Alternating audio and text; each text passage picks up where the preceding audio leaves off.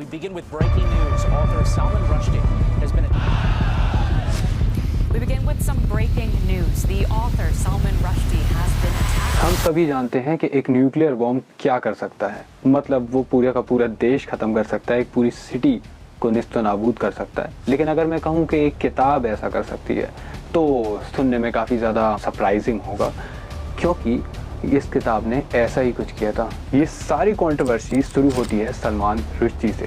ये एक Indian born British American novelist हैं जिन्होंने अपनी किताब लिखी थी सिनेटिक वर्सेस। लोग इसे कहते थे टारगेट करती हुई एक बुक है जो कि एक मुस्लिम रिलीजियस को टारगेट करती है। आज हम यही पढ़ेंगे कि बेसिकली इस बुक ने क्या बवाल मचाया और ऐसे ही इस बुक में लिखा क्या हुआ था कि वो जो इतना कंट्रोवर्शियल बन गया। There is a great deal of difference between freedom of speech and the world, great idea like Islam. It has to answer two questions.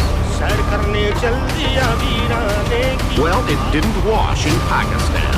The satanic verses has been banned there and in half a dozen other countries. But at the same time, some Muslims are struggling to understand what Rushdie is saying.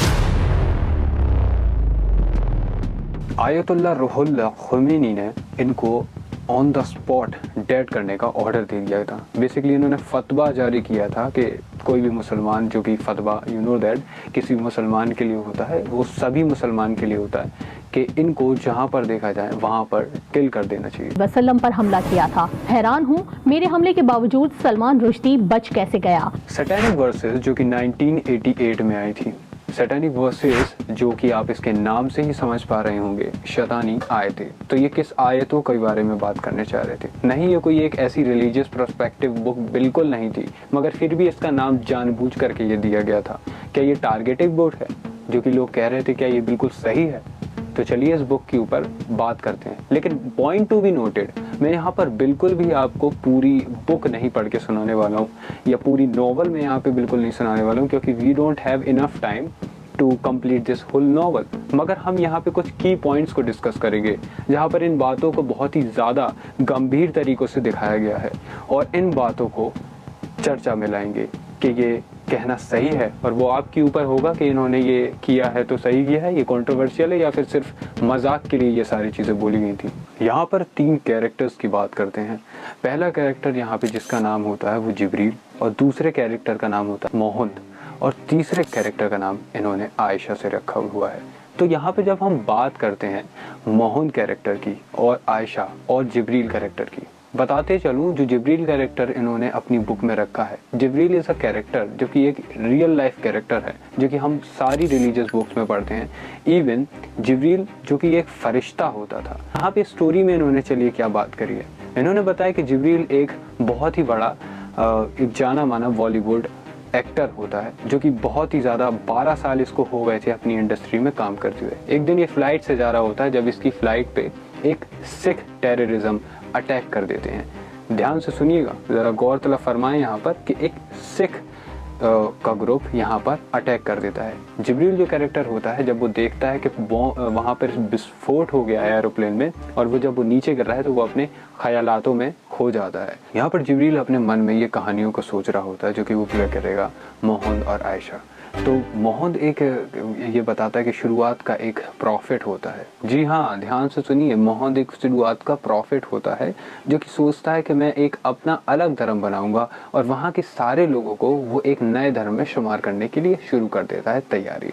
अब दिक्कत की बात यहाँ पे ये शुरू होती है कि ये बिल्कुल सेम टू सेम टारगेटेड हो रहा था मुस्लिम रिलीजियस से। और सिर्फ यही बात नहीं है, इवन मोहम्मद सल्लल्लाहु ताला अलैहि वसल्लम इन्होंने टारगेट किया उनके वाइफ्स को और उनके नेम्स को। अब यहाँ पे थोड़ा हम इस बुक से हटते हैं और बात करते हैं। ये पहली बार नहीं है कि हम बात कर रहे हैं उनके वाइफ्स के बारे में, और ये पहली बार नहीं है कि मुसलमानों के इस रिलीजियस फैक्टर को बार बार चिन्हित किया जाता है या बार बार पॉइंट आउट किया जाता है, जिस पर सबसे ज़्यादा हम भड़कते हैं, जिस पर सबसे ज़्यादा मुस्लिम कैटेगरी भड़कती है। और क्यों ना भड़के भाई, कौन है जो ऐसा जो नहीं भड़केगा। अब दूसरी बात, मैं बिल्कुल बात नहीं करना चाहता यहाँ पे नूपुर शर्मा की, लेकिन हम इंडियन फैकल्टीज़ में हम पहले भी देख चुके हैं कि ऐसा क्या है। हाँ, ये बात बिल्कुल सही है कि इंडिया में ये बैन हो चुकी है बुक, लेकिन सरकार ने बिल्कुल भी इसे इसलिए नहीं बैन किया था रिलीजियस के द्वारा कंट्रोवर्शियल बात है, बिल्कुल नहीं। यहाँ पे सरकार ने इसको इसलिए बैन किया था क्योंकि वो देख रहे थे कि यहाँ पे जो कैरेक्टर्स लिए गए हैं बिल्कुल सही नहीं है, स्टोरीज और जो इस स्टोरी में लिखा गया है वो बिल्कुल भी डिसिप्लिन मैनर में नहीं है, ना कि यह कि ये किसी धर्म के खिलाफ कोई बात कर रहा। बाद में उन्होंने ये पहले अपने बिल्कुल धर्म का विस्तार कर रहा था मोहन, और इन्होंने फिर बाद में बिल्कुल ये गलत राह पे चला गया और ये शैतानों के साथ मिल गया, यानी ये डेविल्स के साथ मिल गया। और जो जिब्रील बेसिकली उस स्टोरी में कैरेक्टर था, वो जो उन्हें आयत बताता था, बेसिकली वर्सेस बताता था, वो उसके बीच में और इनके बीच में डेविल का हाथ आ गया और वो वर्स इन्होंने कह दी, और वही वर्स उस बुक में लिखी हुई है, और वैसे ही वो लॉ स्प्रेड हो। अगर सिर्फ हम स्टोरी की बात करें तो सिर्फ यही मुद्दे नहीं है, और इन की पॉइंट्स की तो छोड़ ही दें, ये पूरी बुक इसी तरीके से भरी हुई है, और समझ सकते हैं कि ये जो बुक है मुसलसल इसी तरीके से चल रही है, और काफ़ी सारी बातें हैं जो बहुत ज़्यादा कंट्रोवर्शियल है, जो कि मैं इस वीडियो में भी नहीं दोहरा सकता। अगेन मैं दोबारा बोलूंगा, ये बुक बैन है, इस वजह से मैं पूरी नॉवल भी नहीं बता सकता, लेकिन मैं जो ये बातें डिस्कस कर रहा हूँ it's just for an education purposes. अब प्रॉब्लम यहाँ पे थी कि इन्होंने बात की थी कि उन्होंने गलत आयतें पेश करी। अब इन्होंने ये कहा कि नबी यानी जो प्रॉफिट्स होते हैं वो गलत तरीके से आयतों को बता सकते हैं, या फिर उनकी आयतों में कहीं ना कहीं जुड़े हुए डेविल के हाथ भी होते हैं। डेविल मतलब शैतान के हाथ होते हैं। अकॉर्डिंग टू अगर हम कुरान चलें तो यहाँ पर जिसके दम पर पूरा मुस्लिम रिलीजियस चलता है, या फिर बिना कह सकते हैं कि उस किताब के बिना मुस्लिम रिलीजियस हो ही नहीं सकता, इट्स इम्पॉसिबल। तो उसकी अगर मदद लें, सूरत हज आयत 52, and we did not send before you any messenger or prophet except that when he spoke or recited, Shaitan threw it into it something misunderstanding, but Allah abolishes that which Shaitan throws in. The Allah makes prices his verses and Allah is knowing and wise. तो according to the अगर हम कुरान चलें तो यहाँ पे हमें साफ साफ सुनने को ये मिल रहा है कि अगर जो कि हमसे आपसे पहले नबी आए, उनसे पहले इवन अब हम यहाँ पे मैं थोड़ा सा और आपको कुछ समझाना चाहता हूँ कि इन इस्लाम सिर्फ एक नबी नहीं आए, जैसे अगर बात हो तो इनसे पहले भी कई नबी आए हैं, और इसलिए यहाँ पर बात कर रहा है यहाँ पर अल्लाह कि इनसे पहले जितने भी नबी आए उनसे गलतियाँ हुई हैं। यानी जब जिब्रील ने उनको वर्सेस बोली और वो जब वर्सेस उनको दोहरा रहे थे तो उनके बीच में शैतान ने फिर से चेंज करने का कोशिश करा, लेकिन अल्लाह ही है उसको जो हमेशा हटा देता है और उसको साबुत रखता है, मतलब जैसा कि अल्लाह ने भेजा था।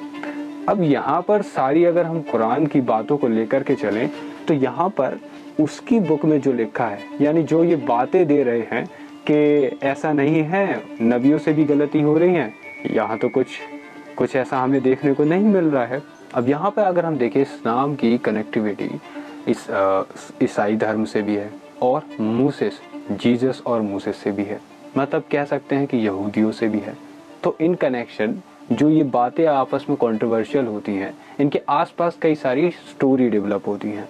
हम जानते हैं कि हर धर्म में सारी चीज़ें अच्छी होती हैं, लेकिन उनके बीच के जो लोग होते हैं कई स्टोरीज भी बना देते हैं। इस बुक में एक जगह पे ये भी आता है कि जहाँ पर ये मोहन कहता है कि उन देवियों को पूजो और उन देवियों की इबादत करो, या उन देवियों ने जिनको चर्चा मिला है। यहाँ पे ये बिल्कुल गलत है, क्योंकि अब ये किस्सा कहाँ से शुरू हुआ था? ये किस्सा शुरू हुआ था, और जो कि एक मन गढ़ंत किस्सा है। इस्लामिक स्कॉलर्स कहते हैं कि ये पूरी तरीके से ये हिस्सा सच ही नहीं है। अब वो किस्सा क्या है, चलिए उस पर भी नजर डाल लेते हैं। किस्सा ये था, जब जिब्रील उनको वर्स बोल रहे थे और जब पूरी आ रही, बेसिकली जो सूरत होती हैं इस्लाम में, वो छोटी मोटी नहीं होती है, ये बहुत ही ज़्यादा बड़ी होती हैं। उनके जो पार्ट्स होते हैं छोटे, उनको कहते हैं हम आयत। जब तकरीबन 7 से 8 आयत आ चुकी थी, उसके बाद ये आयत आई जिसकी सबसे बड़ी कंट्रोवर्शियल बात हुई। अब यहाँ पे जैसे ही प्रॉफिट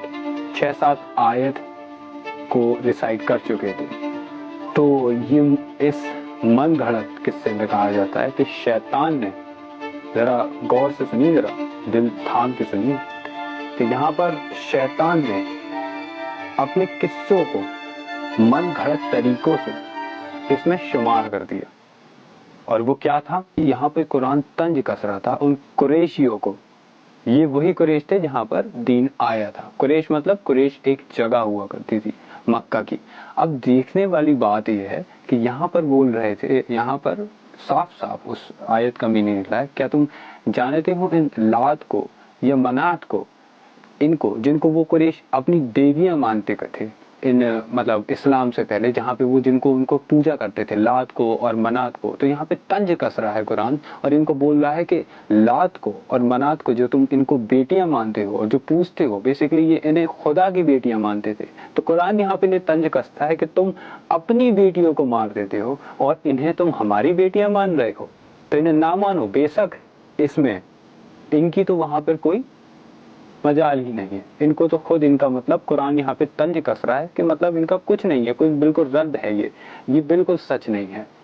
कुरान ये बोल रहा है कि इनको ना मानो। तो यहाँ पे ये बात चल रही थी, कुरान खुद यहाँ पे इन चीजों को झुटला रहा है और बता रहा है कि ये सारी चीजें बिल्कुल सच नहीं है। और यहाँ पर लोगों ने इसको यहाँ से यहाँ जोड़ा।